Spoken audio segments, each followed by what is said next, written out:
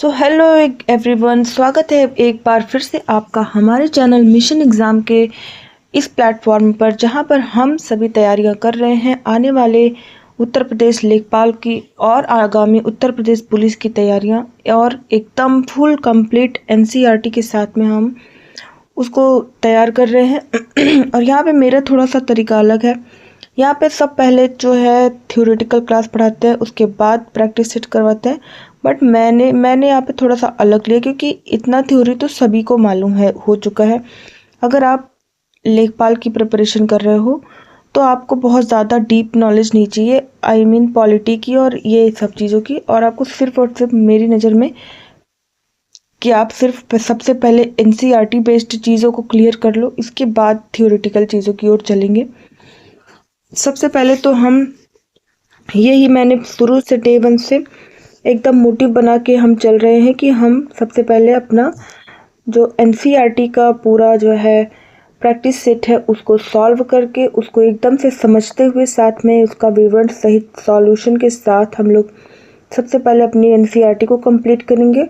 और उसके बाद जो है मार्च अप्रैल तक हम सभी बुक्स को कंप्लीट कर चुके होंगे, इंक्लूडिंग ग्रामीण समाज और इन सब चीज़ों को, यूपीजी के इन सब चीज़ों को भी, और वो भी हम जल्द लेकर के आएंगे ग्रामीण समाज का भी। तो उन सब चीज़ों को हम जल्द ही समाप्त कर चुकेंगे। और उसके बाद मई से हम लोग सिर्फ और सिर्फ क्या करेंगे, रिवीजन करेंगे। और अगर इस स्ट्रैटेजी पे चलेंगे, जैसे कि हम सभी को पता है कि लेखपाल में जीके का बहुत ही ज़्यादा रोल है, जीके का, ग्रामीण समाज का, इन सब चीज़ों का बहुत ज़्यादा रोल है।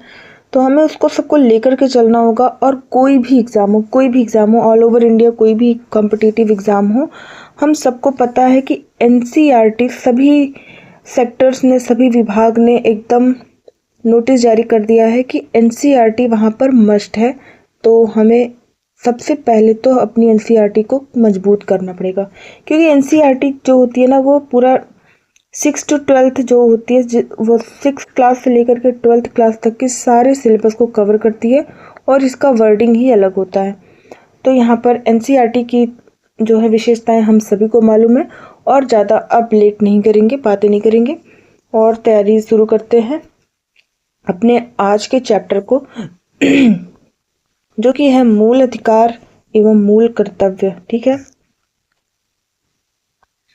यहाँ पर मेरा एक छोटा सा प्रश्न आप सभी से है, जो भी आगामी अगर जो भी क्लास को देखेगा कभी भी, तो वो कमेंट में ज़रूर बताएगा कि मूल अधिकार किस भाग में है। ठीक है, संविधान के किस भाग में मूल अधिकार की अवधारणा है। ठीक है, और मूल अधिकार कहाँ से लिया गया है। बहुत ही इजी प्रश्न है और मैं बताने नहीं जा रही हूँ। आगामी आने वाले जो है प्रश्नों में खुद ही कहीं ना कहीं होगा, लेकिन आप सभी को फिर भी बताना है, चाहे जो भी दिखेगा वो भी। तो आइए शुरू करते हैं हमारा प्रश्न संख्या 1। निम्नलिखित में से वह मौलिक अधिकार कौन सा है जिसे डॉक्टर अंबेडकर के अनुसार संविधान का दिल या फिर संविधान की आत्मा कहा जाता है। ठीक है, संविधान का दिल कहा जाता है। तो आइए जानते हैं उसका उत्तर। तो डॉक्टर भीमराव अंबेडकर के अनुसार संविधान का दिल अगर कुछ है तो वो है संवैधानिक उपचारों का अधिकार। इन्होंने जो है मूल अधिकारों में, संविधान के जो मूल अधिकार है उसमें जो है संवैधानिक मूल अधिकार में ही मूल अधिकार के अंतर्गत ही है संवैधानिक उपचारों का अधिकार, जो कि है अनुच्छेद 32। अगर आपसे ये भी पूछ सकता है, ठीक है, कि यहाँ तो ऐसा दे दिया गया है संवैधानिक उपचारों का अधिकार, लेकिन किसी भी एग्जाम में ऐसा भी पूछ सकता है कि अनुच्छेद आर्टिकल 32, आर्टिकल 26, आर्टिकल 226, आर्टिकल ऐसे। तो आपको कौन सा करना है, आर्टिकल 32। ठीक, ये पेन जो है थोड़ा सा खराब हो गई है। तो अगर आपसे आर्टिकल पूछे, अनुच्छेद पूछे, तो क्या बताएंगे हम लोग, अनुच्छेद 32A32। ठीक है, संवैधानिक उपचारों का अधिकार अनुच्छेद 32 में दिया गया है। और इसे ही जो है संविधान का हृदय व आत्मा भी कहा जाता है। और यह अधिकार जो है मूल अधिकारों को 5 प्रकार की रिट, ठीक है, बंदी प्रत्यक्षीकरण, परमादेश, प्रतिषेध, उत्प्रेषण और अधिकार परीक्षा के माध्यम से लागू कराने की गारंटी प्रदान करता है। ठीक है, उच्चतम न्यायालय को इन रिटों को अनुच्छेद 32 के तहत जारी करने का अधिकार है, जबकि अनुच्छेद 226 के तहत उच्च न्यायालय इन रिटों को जारी कर सकता है। ये जो 5 प्रकार के रिट हैं बंदी प्रत्यक्षीकरण, परमादेश, प्रतिषेध, उत्प्रेषण और अधिकार परीक्षा, ठीक है, ये बहुत ही ज़रूरी हैं आगामी, क्योंकि ये हम लोग जो है अपने क्लास को आरओ परीक्षा के परिप्रेक्ष्य में भी रख रहे हैं। तो मुझे लग रहा है कि हमको यहाँ पे आप सभी को इन 5 प्रकार के रिटों को भी पूरी तरीके से बताना चाहिए। थोड़ी सी क्लास लेंदी होगी बट कोई बात नहीं है, हमें जानकारी के साथ चलना है। तो देखिए, मूलतः ये 5 प्रकार की रिट क्या है, ठीक है, इसको हम यहाँ से हटा रहे हैं। तो मूलतः ये 5 प्रकार की रिट जो अभी हमने देखा कि क्या है ये 5 प्रकार की रिट: बंदी प्रत्यक्षीकरण, habeas corpus, to have the body, परमादेश, मैंडेमस, ठीक है, और उत्प्रेषण, टू बी सर्टिफाइड, या फिर प्रतिषेध को कहेंगे प्रोहिबिशन। ये क्यों लाया गया और ये क्यों जो है 5 प्रकार की रिटों का प्रावधान क्यों लाया गया यहाँ पर, ठीक है। तो जो मूल अधिकार होता है, जब उसका तात्पर्य, इसका उद्देश्य ये है कि जब मूल अधिकारों का कोई उल्लंघन करता है, जो हमें मूल अधिकार दिए गए हैं उनका कोई उल्लंघन करता है, तो उसके आधार पर उसके उपचार के लिए, ठीक है, अर्थात कि उसका हनन ना हो, उसके उपचार के लिए ये 5 प्रकार की रिटें लाई गई थी। और उसका बंदी प्रत्यक्षीकरण पहला है, ठीक है। तो पहला आता है बंदी प्रत्यक्षीकरण। इसमें आ जाएगा यदि जो है कोई व्यक्ति गिरफ्तार किया जाता है जैसे, ठीक, उस व्यक्ति को अगर 24 घंटे के भीतर, मतलब 24 घंटे के अंदर न्यायालय के सामने सशरीर उसको उपस्थित करना होता है।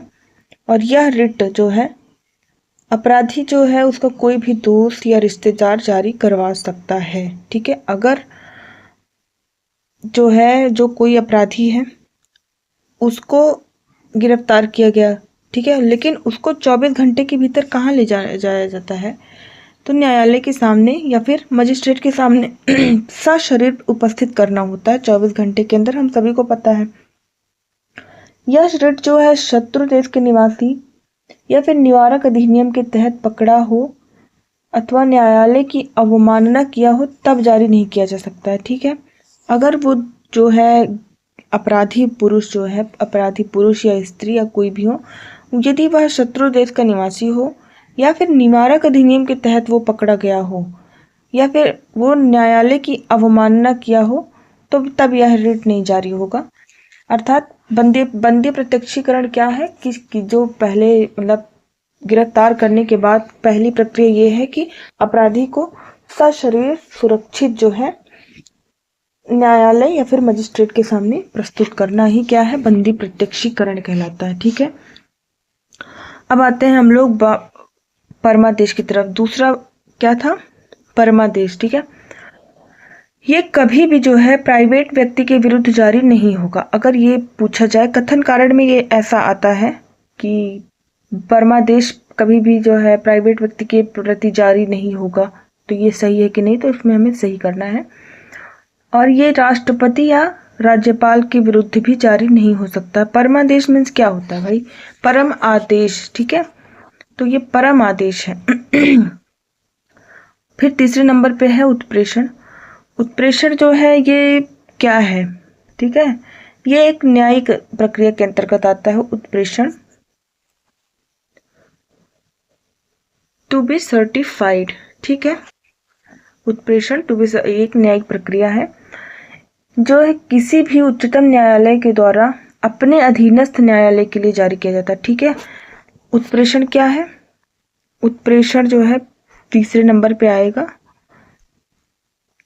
तो उत्प्रेषण जो है किसी भी, जैसे उच्च न्यायालय है, उच्चतम न्यायालय है, सुप्रीम कोर्ट है, वो अपने अधीनस्थ न्यायालय के लिए अर्थात उसके अधीन, उसके अंडर में जितने भी न्यायालय होंगे उसको वो उत्प्रेषण जारी कर सकता है, अर्थात परमादेश जो है, मतलब उत्प्रेषण जारी कर सकता है उसकी प्रति। चौथे नंबर पे आ जाएगा, चौथे नंबर पे आ जाएगा ये जो इस प्रश्न में है, निषेध। इसके अंतर्गत ये होती है जब कोई न्यायालय अपने जो है अधिकार क्षेत्र से ऊपर के मामलों पर सुनवाई या फिर निर्णय देने की प्रक्रिया करता है। जब भी कोई न्यायालय अपने अधिकार क्षेत्र से ऊपर जाने की कोशिश करता है, जैसे कि हम लोग किसी बॉस के अंडर काम कर रहे हैं और उनके फैसलों से ऊपर जाने की हम लोग कोशिश करते हैं, तब यह है निषेध। और तब उच्च न्यायालय द्वारा बीच में ही रोक दिया जाता है, तब इसे क्या कहते हैं? निषेध कहते हैं। जैसे कि हम लोग शुरू में कहीं जाएं, जॉब लग जाती है हमारी और हम लोग कुछ ज़्यादा ही ओवर स्मार्ट बन के अपने ही बॉस, अपने ही सीनियर से ऊपर जाने की कोशिश करें, फैसला लेने की कोशिश करें, तो वो हमें वहीं बीच में ही रोक दे, तो वो क्या हो जाएगा? निषेध हो जाएगा। ठीक है, उसके बाद लास्ट बट नॉट लीस्ट आता है अधिकार परीक्षा, को वारंटो। ठीक है, को वारंटो यानी अधिकार परीक्षा। तो को वारंटो है, इसका शाब्दिक अर्थ क्या होता है? किस अधिकार से, बाय व्हाट अथॉरिटी। ये है जो किसी व्यक्ति ने कोई लोक पद धारण किया है किंतु झूठ बोलकर किया हो, तो अधिकार परीक्षा उसके खिलाफ कोई भी व्यक्ति रिट जारी करवा सकता है, और यही है अधिकार परीक्षा। और यहीं पे हमारा ये पांचों समाप्त हो जाता है। यकीन मानिए जब हम अपनी एम लक्ष्मीकांत की बुक और नोट्स की सीरीज दोबारा से चालू करेंगे, आप सभी को एकदम पॉलिटी तो एकदम आने वाली है, क्योंकि मुझे पॉलिटी थोड़ा ठीक ठाक समझ में आ जाती है। भारतीय संविधान, दूसरा प्रश्न है, भारतीय संविधान में किस प्रकार के रिटों की विशिष्ट व्यवस्था नहीं की गई है? देखिए यहीं पे हम जो है, यही पहले ही प्रश्न में मैंने ज़्यादा टाइम ले लिया है, 12 मिनट हो गए, बट अब नेक्स्ट क्वेश्चन में इतना ज़्यादा हम नहीं बोलने वाले हैं। ठीक है, तो दूसरा क्वेश्चन क्या है कि कौन सा है, किस प्रकार के रिटों की विशिष्ट व्यवस्था नहीं की गई है? इसके जस्ट पहले ही प्रश्न में हमने पढ़ा है कि 5 प्रकार की रिटें जारी की गई थी, तो उसमें क्या क्या रिटें थी? सीधे भाई देखो, परमादेश था, प्रतिषेध था, अधिकार परीक्षा थी, और निषेध था, उत्प्रेषण था। ठीक है, बंदी प्रत्यक्षीकरण था, बट व्यादेश जैसा कोई भी शब्द उसमें आया नहीं था, तो इस वजह से हम लोग का आंसर हो जाएगा सी। प्रश्न संख्या 3 देखेंगे, मूल अधिकार भारतीय संविधान के किस भाग में स्थापित है? इसके पहले हमने आप लोगों से पूछा ही था कि किस भाग में स्थापित है, और मैंने कहा भी था कि आगे आने वाले प्रश्नों में ये जरूर ये क्वेश्चन पूछा जाएगा, मूल अधिकार से संबंधित है। तो बिना भी देर किए हुए हम लोग आंसर पे आ जाएंगे। भाग 3 में स्थित है, और अनुच्छेद 12 से अनुच्छेद 35 तक मौलिक अधिकारों का वर्णन है। और ये जो मौलिक अधिकार हैं वो मूलतः 7 थे, लेकिन संपत्ति के अधिकार को हटा करके विधिक अधिकार जो बना दिया गया था 76वें संविधान संशोधन द्वारा। फिर उसके बाद हमारे पास सिर्फ 6 मौलिक अधिकार बचते हैं, और मूल अधिकार कहाँ से लिया गया था? संयुक्त राज्य अमेरिका के संविधान से लिया गया था। भाई सभी कुछ मैंने बता दिया है, फिर भी अगर आपने ध्यान दिए होंगे तो लास्ट में फिर भी आंसर दे देना सब लोग। प्रश्न संख्या 4 पे आते हैं, निम्नलिखित में से कौन सी रिट व्यक्तिगत स्वतंत्रता का बुलवर्क है? बात यहाँ पर है कि बुलवर्क क्या है। ठीक है, व्यक्तिगत स्वतंत्रता का बुलवर्क क्या है?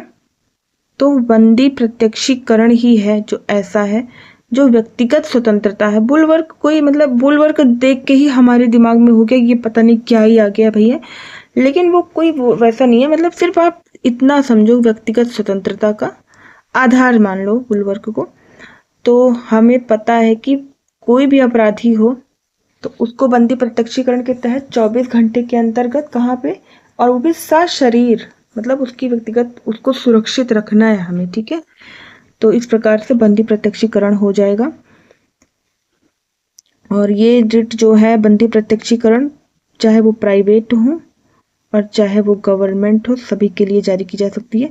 आइए प्रश्न संख्या 5 की तरफ चलते हैं। भारत में मूल अधिकार किस अधिकार के माध्यम से सुनिश्चित किए गए हैं?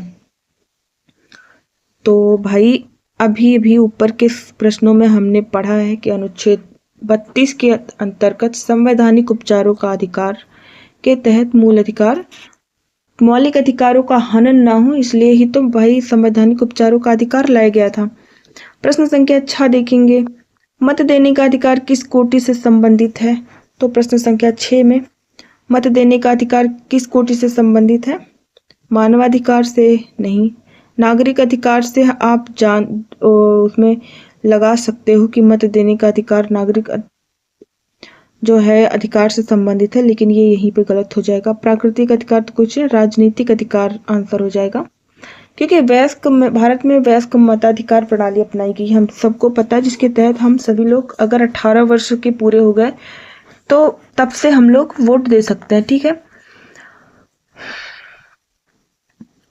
एक केस आया था, अनुकूल चंद्र प्रधान बनाम भारत संघ का वाद। 1997 में एक केस आया था, अनुकूल चंद्र प्रधान बनाम भारत संघ के वाद। इसमें सर्वोच्च न्यायालय ने मतदान देने के अधिकार को मौलिक अधिकार नहीं बल्कि विधान द्वारा अध्यारोपित सीमाओं के अधीन वैधानिक अधिकार माना है। और मत देने के अधिकार को कौन सा अधिकार बोला है? राजनीतिक अधिकार, ठीक है। और यही से हम लोग और ज़्यादा छोड़ते हुए प्रश्न 7 पे आते हैं, क्योंकि क्लास थोड़ा बड़ी होने वाली है। भारतीय संविधान में मूलभूत अधिकार किस संविधान से लिए गए थे? भाई मूलभूत अधिकार यानी मौलिक अधिकार अभी अभी हमने ऊपर पढ़ा है। अब इसमें बहुत सारे जो है प्रश्न रिवाइज होने वाले हैं, ठीक है। तो अमेरिका संविधान से लिया गया था मूल अधिकार, मौलिक अधिकार जो भी बोले। आप प्रश्न संख्या 8वें पे आएंगे, निम्नलिखित में से कौन सी व्यवस्था विधि द्वारा शासन सिद्धांत के विपरीत है? तो विधि द्वारा शासन सिद्धांत के विपरीत कौन सी व्यवस्था हो जाएगी? विशेष अधिकार तथा प्रतिरक्षा का अधिकार, ठीक है। प्रश्न संख्या 9 पे आएंगे, भारतीय संविधान का कौन सा अनुच्छेद अस्पृश्यता का उन्मूलन करता है? तो अस्पृश्यता का उन्मूलन करता है अनुच्छेद 17। इसके अनुसार जो है किसी भी व्यक्ति को किसी भी रूप में उससे उपजी निर्योग्यता को लागू करना अपराध माना जाएगा, ठीक है।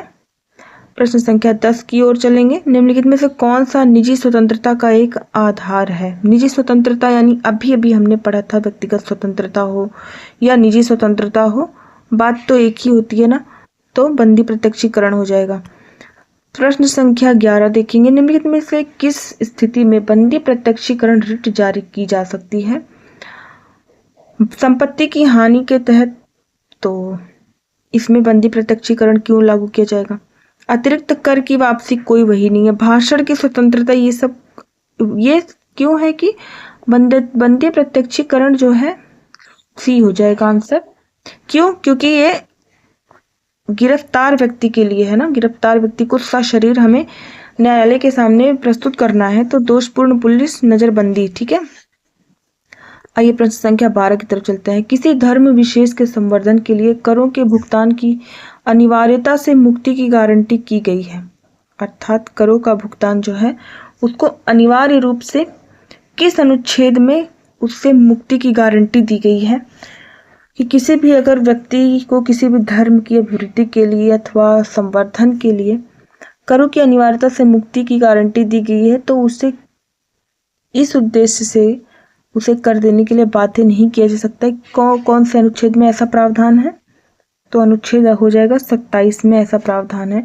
आइए प्रश्न संख्या 13 की तरफ चलते हैं, अधिकार कर्तव्यों, अर्थात इसके आगे हमें फिल करना है, अधिकार कर्तव्यों को क्या करता है? तो अधिकार कर्तव्यों को बाधित करता है? बिल्कुल नहीं। अधिकार कौन से कर्तव्य को बाधित करेंगे भाई? अधिकार कर्तव्यों में निहित है, ऐसा भी नहीं है। कर्तव्यों का विरोध भी नहीं करता, कर्तव्यों को अनुदेशित करता है। ठीक है, प्रश्न संख्या 14 की तरफ आते हैं। देखते हैं कितना प्रश्न है। 46 प्रश्न है। 46 प्रश्न देखने में जो है पीडीएफ फॉर्मेट में आपको कम लग रहे हैं, लेकिन अभी सॉल्व कराने में काफ़ी टाइम लग जाता है।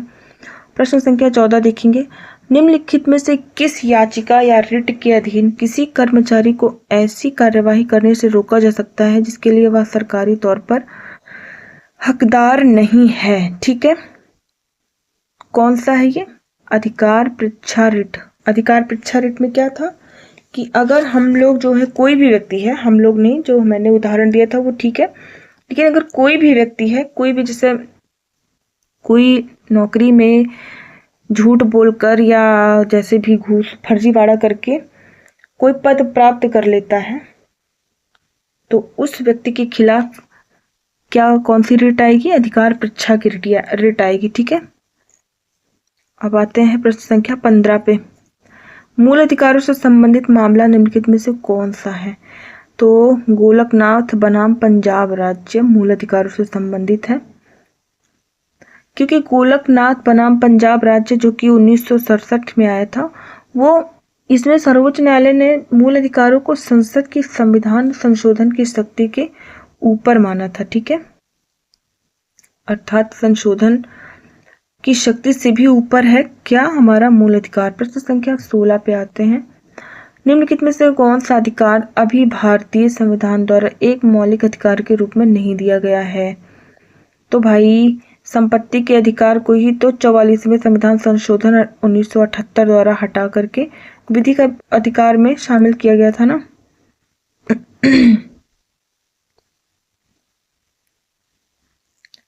प्रश्न संख्या 17 देखेंगे। भारतीय संविधान का अनुच्छेद 19 क्या प्रदान करता है? अब अगर 19 कोई ना बता पाए तो भाई बड़ा ही बेकार है। हाँ, लेकिन यहाँ पे थोड़ा ये है कि इसमें ये तो सब बता लेंगे कि 19 को स्वतंत्रता से संबंधित है। ठीक है, अभिव्यक्ति की स्वतंत्रता, ये सब दुनिया भर का दुनियादारी सभी बता लेंगे, लेकिन कितने प्रकार की स्वतंत्रताओं को व्यक्त करता है, ये थोड़ा फंसाने वाला क्वेश्चन है। तो यहाँ पर हो जाएगा 6 प्रकार की स्वतंत्रता का। ठीक है, इसके बाद जो एनसीईआरटी की स्टैटिक जीके की बुक है, जिसमें 1 लाइनर है मेरे पास, ये सब जल्दी जल्दी ख़त्म हो जाए तो मैं वो बुक भी ले आऊँ, उसमें ये सारी चीज़ क्रम से दिया गया है और इसलिए जल्दी से जल्दी ये सब ख़त्म करना है मुझे। तो पहला अधिकार कौन सा हो जाएगा? वाक स्वातंत्र्य और अभिव्यक्ति की स्वतंत्रता। इसमें तो हम लिख नहीं पाएंगे, 6 प्रकार के अधिकार हैं। पहला हो जाएगा वाक स्वातंत्र्य और अभिव्यक्ति की स्वतंत्रता, जो कि भाई कुछ ज़्यादा ही दे दिया गया है भारत में। अभिव्यक्ति की स्वतंत्रता, जिसके तहत तो लोग कुछ भी, किसी को भी कभी भी अभिव्यक्ति की आज़ादी के तहत बोल ले रहे हैं, भाई सरकार हो, चाहे प्रधानमंत्री हो, चाहे मुख्यमंत्री हो। तो मुझे लगता है कि इसमें ही थोड़ी कमी कर देनी चाहिए, कुछ ज़्यादा ही नहीं बोलना चाहिए लोगों को। दूसरा है शांतिपूर्वक तथा निरायुध अर्थात बिना किसी हथियार के सम्मेलन करना और सभा करने की स्वतंत्रता है। तीसरी स्वतंत्रता है संगम या संघ बनाने की स्वतंत्रता। चौथी है भारत के राज्य क्षेत्र में सर्वत्र अबाध विचरण की स्वतंत्रता है, सभी जगह हम लोग अबाध निर्बाध रूप से घूम फिर सकते हैं एकदम। पांचवी है भारत के राज्य क्षेत्र में किसी भी भाग में निवास करने की और बसने की स्वतंत्रता, हम कहीं भी आराम से रह सकते हैं और वहां पे बस सकते हैं। ठीक। छठी है वृत्ति उपजीविका और व्यापार की स्वतंत्रता। ठीक है, हम सभी जहाँ भी कहीं भी जाएंगे वहाँ पे चुपचाप अपना व्यापार भी कर सकते हैं। प्रश्न संख्या 18 आता है, भारतीय संविधान में मौलिक कर्तव्य, अब मौलिक अधिकार से आ गए हैं मौलिक कर्तव्य की ओर। ठीक है, कब समाविष्ट किए गए हैं? तो मौलिक कर्तव्य कब समाविष्ट किए गए थे? 1976 में। ठीक है, प्रश्न संख्या 19 आ जाता है, भारतीय संविधान का अनुच्छेद 14 भारतीय नागरिकों को क्या देता है? शायद मेरी नज़र में ये सबसे इजी प्रश्न है। तो कानून के सामने समानता या समता का अधिकार। ठीक है, प्रश्न अनुच्छेद 14। प्रश्न संख्या 20, भारतीय संविधान के अनुसार जीवन का एक अधिकार है। जीवन का एक अधिकार क्या है भाई? मौलिक अधिकार है। जीने का अधिकार भाई मौलिक अधिकार ही हुआ, अनुच्छेद 21 के तहत है। उनको जीने दो सबको, सबको रोजगार के मामले में अवसर की समानता हो गई, ये सब चीजें, ठीक है। आते हैं प्रश्न संख्या 21 के तहत। जीने का अधिकार अगर अनुच्छेद पूछे तो जीने का अधिकार तो अनुच्छेद 21 के तहत, ठीक है। प्रश्न संख्या 21, निम्नलिखित में से कौन सा मूल अधिकार केवल भारत के नागरिकों के लिए है? जीवन और स्वतंत्रता का अधिकार ये नहीं है, केवल भारत के नागरिकों के लिए है। अभी कोई भी अगर दूसरे देश का नागरिक आके हमारे देश में रहता है तो उसको ये अधिकार उससे छीन थोड़ी लेंगे ना, उसको भी जिंदा रहने देंगे, स्वतंत्रता से जीने देंगे, ऐसी बात नहीं है। धर्म और स्वतंत्रता, धर्म की स्वतंत्रता तो हम सभी जान रहे हैं कि भाई किसी भी धर्म का हो, किसी भी देश का हो, सभी को यहाँ पे आके अपने धर्म का प्रचार करो, लोगों को कन्वर्ट करो, ये सब कितना की चल रहा है। समानता तो कितना दिया है आप सभी को पता है। तो सिर्फ और सिर्फ भारतीयों के लिए क्या है, अभिव्यक्ति के अधिकार है, और जो मुझे लगता है कि कम कर देना चाहिए भाई। 22वां प्रश्न आता है, कोई राज्य उन अधिकारों द्वारा जाना जाता है जिन्हें वह बनाए रखता है, यह किसका कथन है? कथन भी बहुत ज़्यादा जरूरी हो गए हैं। यहाँ हम लोग कितना कुछ बोलते हैं, कोई सुनने ही वाला नहीं है, ठीक है। और यहाँ पे किसने कुछ बोल के चले गए हैं, उनको सब सुन के रख दे रहे हैं, उनको पूछा जा रहा है प्रश्न में। तो यह कथन है लास्की द्वारा, लास्की ने कहा था, और कि कोई राज्य उन अधिकारों द्वारा जाना जाता है जिन्हें वह बनाए रखता है।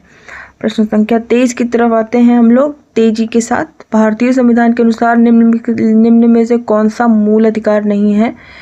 तो शिक्षा का अधिकार बेसिक मूल अधिकार है, भाषण का अधिकार अभी अभिव्यक्ति की आज़ादी ही हो गया वही है, जीने का अधिकार तो अनुच्छेद 21 है, यही सूचना का अधिकार जो है मूल अधिकार नहीं आता है, ठीक है। ये आते हैं 23 से हटकर 24 पे। कतिपय मौलिक अधिकार नहीं दिए जाते, मतलब किन्हें मौलिक अधिकार नहीं दिए जाएंगे, ठीक है। दिवालिया व्यक्ति को, अब कोई अगर बिजनेस में लॉस पा गया तो क्या उसके मौलिक अधिकार छीन लिए जाएंगे? ऐसी कोई बात नहीं है, तो पहला गलत हो जाएगा। विदेशियों को, असाध्य रोगों से ग्रस्त व्यक्तियों को, इनको भी दिया जाएगा भाई, यहाँ भी गलत है। राजनीतिक, इनको भी दिया, विदेशियों को जो है मौलिक अधिकार नहीं मिलता है। प्रश्न संख्या 25, निम्न संविधान की किस धारा के अंतर्गत कोई भी व्यक्ति मूलभूत अधिकारों का हनन का मामला सीधे उच्चतम न्यायालय में उठा सकता है? तो वो कौन सा अनुच्छेद हो जाएगा भाई? अभी हमने तुरंत देखा था ना कि धारा 32 के तहत ही तो 5 प्रकार के रिट जारी किए जाते हैं, उपचारों का अधिकार, ये सब चीजें दुनिया भर का बवाल। प्रश्न संख्या 26 देखेंगे, नागरिकों और विदेशियों दोनों को क्या प्राप्त है? ऐसा मूल अधिकार, ऐसा अधिकार जो नागरिकों को भी प्राप्त है और विदेशियों दोनों को भी प्राप्त है, तो वो है विधिक अधिकार, ठीक है। राजनीतिक और सिविल अधिकार केवल नागरिकों को ही प्राप्त होंगे, ठीक है। प्रश्न संख्या 27 पे आएंगे, निम्नलिखित मौलिक अधिकारों को में किसको निवारक नजरबंदी अधिनियम द्वारा नियंत्रित किया जाता है? तो निवारक नजरबंदी अधिनियम द्वारा नियंत्रित किसे किया जाएगा? स्वतंत्रता के अधिकार को। प्रश्न संख्या 28 पे आ जाते हैं, अल्पसंख्यकों के हितों की सुरक्षा पर किस अनुच्छेद में विचार किया गया है? तो भाई ये अल्पसंख्यकों वाला मामला तो बड़ा ही पेचीदा है। अनुच्छेद 29, हमें क्या करना है? अनुच्छेद 29 के जो है खंड 1 और 2 के अंतर्गत अल्पसंख्यक वर्गों के हितों की सुरक्षा पर विचार तथा क्या किया गया है? प्रावधान। आते हैं प्रश्न संख्या 29 पे। अनुच्छेद 14, इस पे जो है कौन सा जोड़ा अनुकूल नहीं है पूछा है, ठीक है। तो हमने अभी ही पढ़ा था अनुच्छेद 14, तो भाई विधि के अनुसार समानता पे ही हो जाएगा।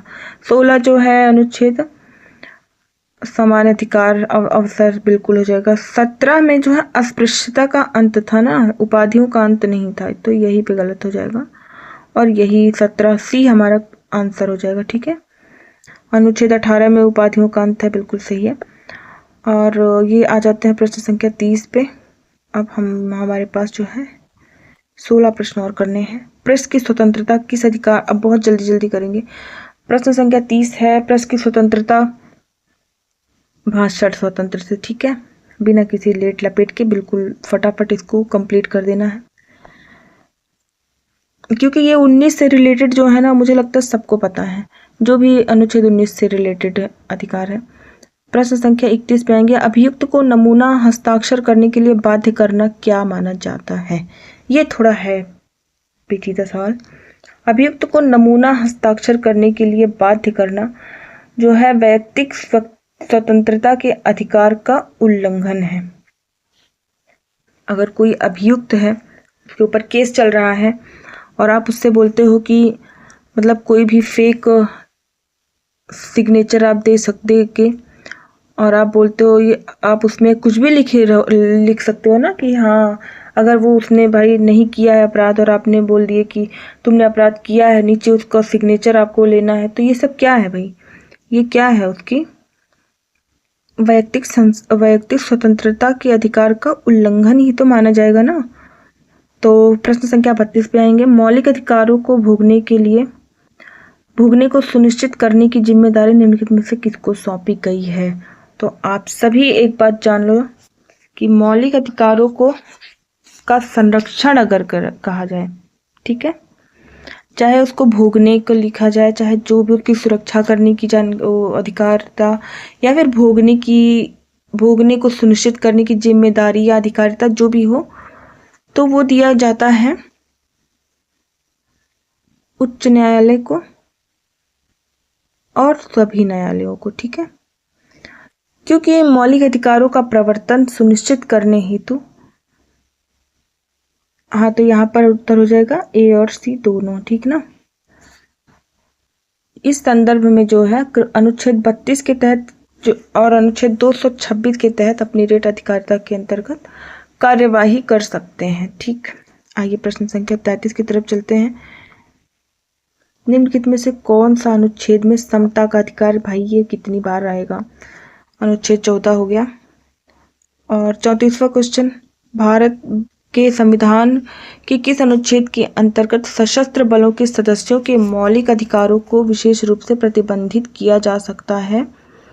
तो ये हमारा बहुत ही इम्पॉर्टेंट क्वेश्चन है। यहाँ पर प्रश्न हो जाएगा अनुच्छेद 33। इसके अनुसार संसद विधि द्वारा सशस्त्र बलों के सदस्यों, लोक व्यवस्था बनाए रखने वाले बलों के सदस्यों तथा कुछ अन्य व्यक्तियों के इन अधिकारों की मर्यादाओं का निर्धारण कर सकती है। प्रश्न संख्या 35, संपत्ति के अधिकार को मौलिक अधिकारों की सूची से किसके शासनकाल के दौरान हटाया गया। ये सब जो है क्वेश्चन है, क्योंकि ये सब फंसाने वाले क्वेश्चन है और तब बनाता है आयोग जब हमें जो है उसको पता होता है कि हमें मतलब उसकी नज़र में अब इसमें इस क्वेश्चन को ये हमारा जो स्टूडेंट है वो सॉल्व ना कर पाए, ठीक है, लेकिन एनसीईआरटी जो पढ़ लेगा वो उसको सॉल्व कर लेगा आराम से। तो संपत्ति के अधिकार को अभी ऊपर हमने कब पढ़ा था कि किस संशोधन के तहत और किस सन में हटाया गया था और विधिक अधिकार बनाया गया था मौलिक अधिकार से। तो संपत्ति का अधिकार जो था, एक तो इसमें लिख नहीं पाती हूँ मैं, पेन दूसरा खरीदूंगी। संपत्ति का अधिकार जो था वो 44वें संविधान संशोधन के तहत 1978 में हटा करके उसको विधिक अधिकार बनाया गया था। और उस समय कौन सी पार्टी अधिकार अस्तित्व में थी, जनता पार्टी सरकार थी और नेतृत्वकर्ता कौन थे, मोरारजी देसाई, ठीक है। तो उस टाइम पे जनता पार्टी की सरकार थी और वहाँ उसके नेतृत्वकर्ता थे मोरारजी देसाई। इस प्रकार उस समय जो है मोरारजी देसाई सरकार थी और उन्हीं के शासनकाल में मौलिक अधिकारों को संपत्ति के अधिकार को मौलिक अधिकारों से हटाकर विधिक अधिकार में शामिल कर दिया गया था। मूल संविधान में जो है संपत्ति का अधिकार किस अनुच्छेद में था, अनुच्छेद 31 में था। और आज की डेट में संपत्ति का अधिकार किस अनुच्छेद में है, आप लोग बताएंगे या मैं ही बताऊं? चलिए हम बताते हैं, अनुच्छेद 300 का में है, ठीक है। 36वां प्रश्न देखेंगे, प्रारंभ में कितने मौलिक अधिकार थे। भाई ये अभी तो मैंने पढ़ के गए थे ना कि 7 थे, अब 6 रह गए हैं, ठीक, इसका कुछ मुझे नहीं बताना है। प्रश्न संख्या 37 थी, एक रिट किसके द्वारा जारी की जाती है। एक जो रिट है या याचिका है वो किसके द्वारा जारी की जा सकती है, कोई भी उच्च न्यायालय हो, कोई उप न्यायालय हो, या फिर जिला न्यायालय है या फिर प्रशासनिक अधिकरण है। तो किसके पास? वो कोई भी उच्च न्यायालय हो सकता है, उसको रिट जारी कर सकता है। ठीक। प्रश्न संख्या 38 देखेंगे। भारतीय संविधान में अल्पसंख्यकों को मान्यता किस आधार पर दी गई है? भाई साहब, अल्पसंख्यकों को मान्यता किस आधार पर दी गई है? अल्पसंख्यकों को ये चीज जो है एकदम कांटा हो गई है भारत के विकास में, और इसी आधार पर अल्पसंख्यकों को मान्यता दी गई है, धर्म के आधार पर। ठीक है। आइए प्रश्न संख्या 39 की तरफ चलते हैं। मौलिक अधिकार निलंबित किए जा सकते हैं। कब निलंबित किए, मतलब किसके द्वारा निलंबित किए जा सकते हैं मौलिक अधिकार? तो मौलिक अधिकार को कौन निलंबित कर सकता है? केवल और केवल राष्ट्रपति द्वारा निलंबित किया जा सकता है, लेकिन वो अपनी इच्छा से नहीं निलंबित करेगा, क्योंकि राष्ट्रीय आपातकालीन शक्तियां हैं। आपातकाल के समय ही मौलिक अधिकारों को जो है निलंबित किया जाता है, लेकिन जैसे कि जीने का अधिकार हो गया, ये सब चीजों का अधिकार हो गया, तो ये अधिकार नहीं निलंबित किए जा सकते। ठीक है। अनुच्छेद 21 वगैरह। आइए प्रश्न संख्या 40 पे। निम्नलिखित में से कौन सा मौलिक अधिकार नहीं है? तो 40 में देखेंगे कौन सा मौलिक अधिकार नहीं है। भाई समता का अधिकार, अनुच्छेद 14। शोषण के प्रतिकार, ये तो भाई बिल्कुल मौलिक अधिकार है। धर्म की स्वतंत्रता, अभी देखा, धर्म के आधार पर रही तो लोगों को अल्पसंख्यक बहुसंख्यक बता दिया गया है, और जबकि जनसंख्या के आधार पर होना चाहिए था, लेकिन चलिए कोई नहीं। ये हड़ताल का अधिकार कोई मौलिक अधिकार नहीं होता है, जिसे आजकल जो है कुछ लोगों ने अपना अधिकार मौलिक अधिकार समझ लिया, जन्मसिद्ध अधिकार, कि कुछ भी चूं से हुआ तो पूं से वो हड़ताल करने चल देते हैं, वो भी कोई धर्म विशेष के लिए ही है। अनुच्छेद 41 पे आते हैं, और सॉरी प्रश्न संख्या 41 पे आते हैं। भारतीय नागरिकों के मौलिक अधिकारों को निलंबित किया जा सकता है। तो अभी मैंने बताया था राष्ट्रीय आपातकाल के दौरान। प्रश्न संख्या 42 में आएंगे। मौलिक अधिकारों पर यथोचित प्रतिबंध कौन लगा सकता है? तो कौन लगा सकता है? संसद। ठीक है। विधि बनाकर ही, संसद द्वारा विधि बनाकर ही इसे प्रतिबंध लगाया जाएगा। प्रश्न संख्या 43 पर देखेंगे। निम्नलिखित में से कौन सा अधिकार एक राजनीतिक अधिकार है? ठीक है। राजनीतिक अधिकार क्या है? चुनाव लड़ने का अधिकार, भाई यही है राजनीतिक अधिकार। प्रश्न संख्या 44 देखेंगे। निम्नलिखित में से किसको संविधान द्वारा मौलिक अधिकारों को लागू करने की शक्ति दी गई है? तो मौलिक अधिकारों को कौन सा?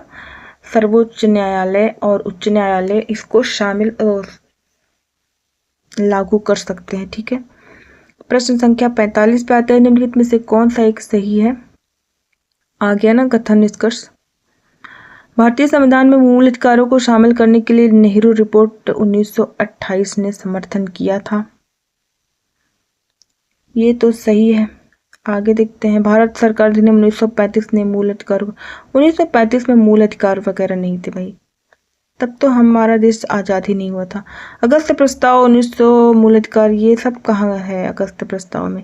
क्रिप्स मिशन, ये सब चीज़ें तो ये थी ना कि हम अभी देश तो आज़ाद ही नहीं होता कि अगस्त प्रस्ताव हो गया, क्रिप्स मिशन हो गया, ये सब चीज़ें वो थी, आया ही इसलिए था कि भारतीयों को बरगलाने के लिए लाए थे ब्रिटिशर्स ने कि हम तुम्हारा देश आज़ाद कर देंगे, तुम्हारी जो जो आज़ादी के परिप्रेक्ष्य में मांगे हैं सब पूरी कर देंगे। लेकिन जो है विश्व युद्ध के बाद, जो कि भारतीयों को बिल्कुल भी गवारा नहीं था, भाई विश्व युद्ध में तुम शामिल हमको कर दोगे हमारी मर्जी के बगैर, तो फिर हम स्वतंत्रता लेके करेंगे क्या? पूरा देश तो हमारा वैसे ही डूब चुका होगा।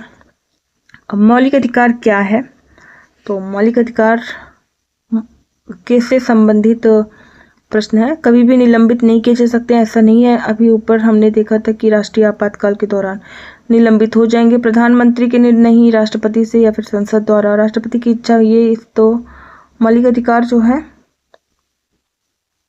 निलंबित हो सकते हैं। राष्ट्रपति स्व इच्छा से इसको नहीं कर सकता ना, अभी ऊपर ही हमने पढ़ा था ना।